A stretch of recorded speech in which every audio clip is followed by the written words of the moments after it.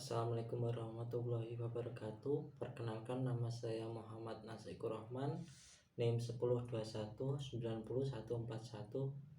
Saya akan menjelaskan tentang pelaku dagang. Yang pertama, kewajiban pembukuan bagi pelaku usaha dan wajib berdasarkan perusahaan. Kewajiban bagi pelaksana perusahaan adalah membuat pembukuan ini sesuai dengan pasal 6 KUHD yang menyatakan bahwa setiap perusahaan harus memiliki pembukuan dan minimal catatan-catatan tentang kejadian transaksi perusahaan, bertujuan agar supaya yang berkepentingan jika perlu dapat mengetahui hak dan kewajiban pengusaha pada setiap waktu. Selain itu, kewajiban pembukuan ini ada hubungannya dengan pasal 1131 dan pasal 1132 KUHS menyatakan bahwa seluruh harta benda dari seorang debitur, baik yang bergerak maupun tidak bergerak atau tetap, yang telah ada maupun yang akan diperoleh, semuanya harus dipertanggungjawabkan bagi pemenuhan perikatan. Membuat pembukuan sesuai dengan pasal 6 KUH Dagang Undang-Undang Nomor 8 Tahun 1997 tentang dokumen perusahaan, dan di dalam pasal 2 Undang-Undang Nomor 8 Tahun 1997 yang dikatakan dokumen perusahaan adalah terdiri dari dokumen keuangan dan dokumen lainnya. Yang pertama, dokumen keuangan terdiri dari catatan neraca tahunan, perhitungan laba, rekening, dan transaksi harian. Yang kedua, dokumen lainnya terdiri dari data setiap tulisan yang berisi keterangan yang mempunyai nilai guna bagi perusahaan, meskipun tidak terkait langsung dengan dokumen keuangan. Selanjutnya, legalitas usaha. Pengertian legalitas usaha bisa didefinisikan sebagai bentuk persetujuan atau pemberian izin dari pihak berwenang atas penyelenggaraan suatu kegiatan usaha oleh seseorang pengusaha atau suatu perusahaan. Selanjutnya, jenis-jenis legalitas usaha. Yang pertama, surat izin usaha perdagangan atau SIUP adalah surat izin yang diberikan oleh menteri atau pejabat yang ditunjuk kepada pengusaha untuk melaksanakan kegiatan usaha di bidang perdagangan dan jasa. SIUP diberikan kepada para pengusaha baik perorangan, CV, PT, koperasi, dan selanjutnya rahasia dagang. Rahasia dagang sesuatu yang dirahasiakan sebetulnya dapat dilindungi berdasarkan perlindungan hak cipta dan paten. Tetapi rahasia dagang tersebut akan tidak bersifat rahasia lagi karena sudah menjadi public domain, yaitu hak tersebut sudah bebas dimiliki siapapun, termasuk pada produk pengusaha sekarang. Sangat banyak adanya pencipraan maupun pencurian yang dilakukan oleh pihak luar maupun pihak dalam yang ada di perusahaan tersebut. Selanjutnya, unsur-unsur rahasia dagang. Yang pertama, harus berupa rahasia dan tidak dapat diketahui oleh masyarakat umum. Yang kedua, harus ada kewajiban untuk menjaga kerahasiaan, dalam arti pemilik informasi telah melindungi sifat kerahasiaan informasi tersebut. Jadi, pemilik rahasia dagang bisa berupa merahasiakan rahasia dagangnya apabila kewajiban untuk menjaga sesuatu kerahasiaannya harus dimiliki, yang artinya pemilik dari rahasia dagang harus membuktikan penerima rahasia dagang memiliki kewajiban untuk menjaga sifat kerahasiaannya karena informasi diberikan secara rahasia. Yang kedua, surat izin tempat usaha.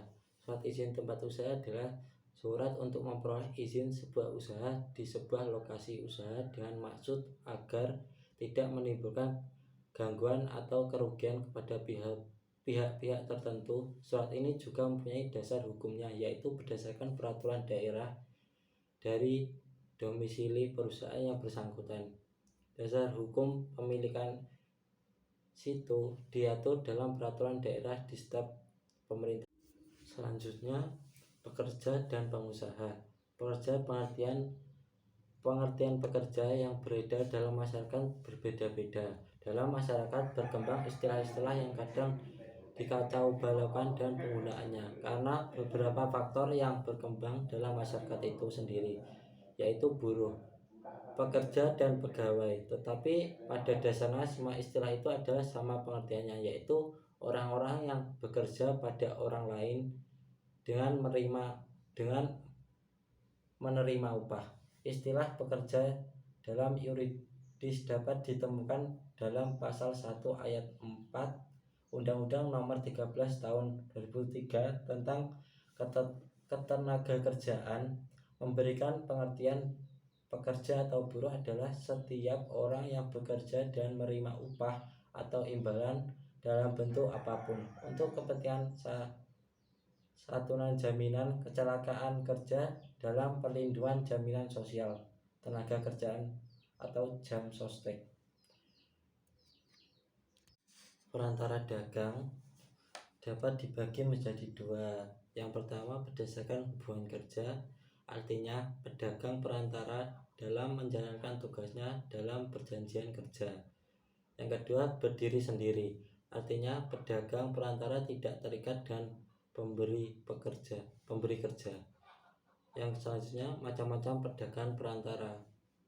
Yang pertama, pedagang besar, yakni atau disebut distributor, yaitu pedagang yang memberi atau mendapatkan produk barang dagangan dari tangan pertama atau produsen. Yang kedua, pedagang menengah atau disebut grosir, yaitu pedagang yang membeli atau mendapatkan barang dagangannya dari distributor atau agen tunggal yang biasanya akan diberi daerah kekuasaan penjualan atau pedagang tertentu yang lebih kecil dari daerah kekuasaan distributor. Selanjutnya, perdagangan eceran, yakni pedagang yang menjual barang yang dijualnya langsung dari tangan pemakai atau konsumen dengan jumlah kecil atau satuan. Yang keempat, importir atau impor, yaitu perusahaan yang memiliki fungsi menyalurkan barang dari luar negeri ke negara atau mendatangkan. Selanjutnya, perantara dua perusahaan seperti maklar. Maklar adalah seorang pedagang perantara yang diangkat oleh pemerintah. Ia menyelenggarakan perusahaannya dengan melakukan pekerjaan-pekerjaan sebagaimana dimaksud dalam pasal 64. Maklar adalah melakukan pekerjaan maklar adalah melakukan penjualan dan pembelian bagi majikannya atas barang-barang dagangan seperti kapal, saham, obligasi, dan surat-surat berharga lainnya. Selanjutnya, komisioner. Komisioner adalah seorang yang menjalankan perusahaannya dengan melakukan perbuatan menutup persetujuan atas nama atau firma dia sendiri, tetapi atas amanat dan tanggung jawab orang lain dan dengan menerima upah atau. Jadi, komisioner bertugas menghubungkan komiten dengan pihak ketiga atas namanya sendiri dalam menjalankan tugasnya. Sekian presentasi dari saya. Mohon maaf kalau ada salah. Wassalamualaikum warahmatullahi wabarakatuh.